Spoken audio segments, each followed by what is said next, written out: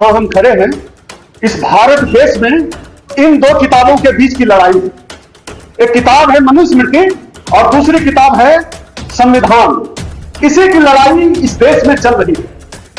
एक तरफ इस देश में इस मनुस्मृति को मानने वाले लोग हैं, तो दूसरी तरफ इस देश के संविधान को मानने वाले लोग। खुशी की बात यह है कि जो मनुस्मृति को मानने वाले लोग हैं, उनकी संख्या बहुत कम है। यह अलग बात है कि वो सत्ता में बैठे हुए हैं, मीडिया में बैठे हुए हैं, न्यायपालिका में बैठे हुए हैं इस किताब को मानने वाले लोग। लेकिन इस किताब को मानने वाले लोग आज इस हॉल में बैठे हुए। साथियों, यह पूरी जो व्यवस्था है, इस किताब वाली व्यवस्था है, हम लोगों को रुलाने में कोई कसर था। आजादी के 7.5 दशक बाद हर बार वो करता है कि हमारे साथ विश्वविद्यालय में भेदभाव होता है, हमारे साथ कॉलेज, यूनिवर्सिटी, ऑफिस, हर जगह भेदभाव होता है, समाज में भेदभाव होता है। पता नहीं जो है सवर्णों से क्या रिश्ता है, घोड़ी का घोड़ी पे चढ़ जाते हैं, हम शादी करने के लिए जाते हैं, उस बात से दिक्कत होता है। तो हमको रुलाने में इस व्यवस्था में कोई कसर नहीं छोड़ी है। और ये जो बाबा साहब की व्यवस्था है ना, इस व्यवस्था ने हमको हंसने का मौका दिया है।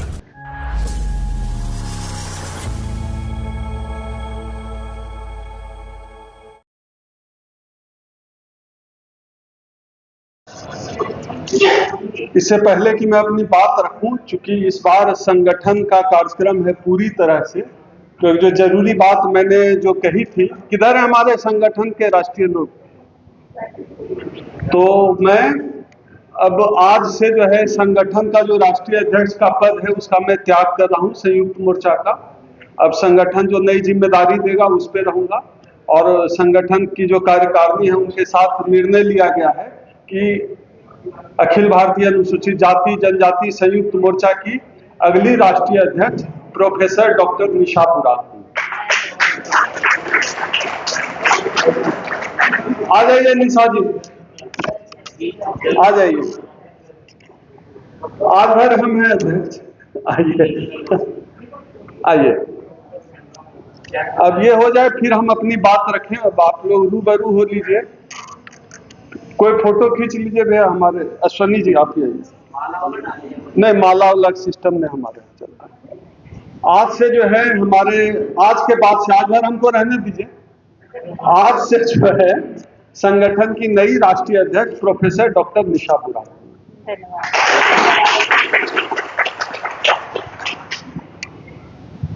धन्यवाद भाई ओम सुधा जी। यद्यपि मुझे लगता है कि इस चीज की कोई जरूरत नहीं थी। बहुत सारी चीजें हमने डॉक्टर ओम सुधा से सीखी हैं और आगे भी सीखेंगे। फिर भी एक संगठन की जो परंपरा है, हम लोकतंत्र की अक्सर बात करते हैं, तो लोकतंत्र को जिंदा रखना, लोकतांत्रिक प्रक्रियाओं को जिंदा रखना शायद हमारा कर्तव्य भी है। तो मैं इस जो कर्तव्य वाला पद है, मैं इसको सहर्षी स्वीकार करती हूँ। लेकिन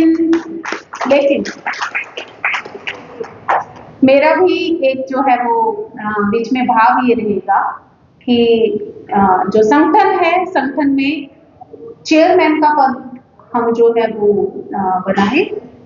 और चेयरमैन के पद पर, क्योंकि ये ही is the foundry member of this organization, तो आज के बाद हम डॉक्टर ओम सुधा को चेयरमैन डॉक्टर ओम सुधा संबोधित करेंगे।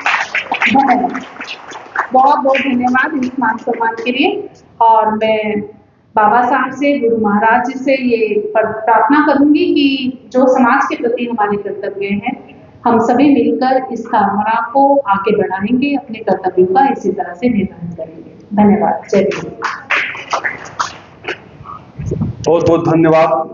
ये एक जरूरी प्रक्रिया थी, 3 साल पूरा हो गया था, तो कानून सबके लिए बराबर है। आप लोग भी अपनी अपनी कुर्सी की पेटी अब खोल लीजिए अपनी कुर्सी पर किसी और को बिठाने के लिए। साथियों, आज इस दौर में जहां हम खड़े हैं, इस भारत देश में इन दो किताबों के बीच की लड़ाई है। एक किताब है मनुस्मृति और दूसरी किताब है संविधान। इसी की लड़ाई इस देश में चल रही है। एक तरफ इस देश में इस मनुस्मृति को मानने वाले लोग हैं, तो दूसरी तरफ इस देश के संविधान को मानने वाले लोग, खुशी की बात यह है कि जो मनुस्मृति को मानने वाले लोग हैं उनकी संख्या बहुत कम है। यह अलग बात है कि वो सत्ता में बैठे हुए हैं, मीडिया में बैठे हुए हैं, न्यायपालिका में बैठे हुए हैं इस किताब को मानने वाले लोग, लेकिन इस किताब को मानने वाले लोग आज इस हॉल में बैठे हुए हैं।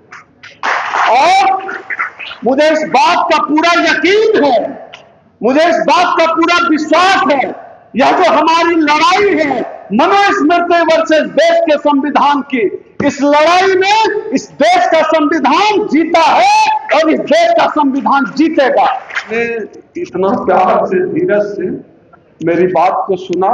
यह जो लड़ाई है मनुस्मृति बनाम संविधान की लड़ाई, इस लड़ाई में इस देश का संविधान जीतेगा, इसी आशा और विश्वास के साथ मैं अपनी बात को समाप्त करता हूं।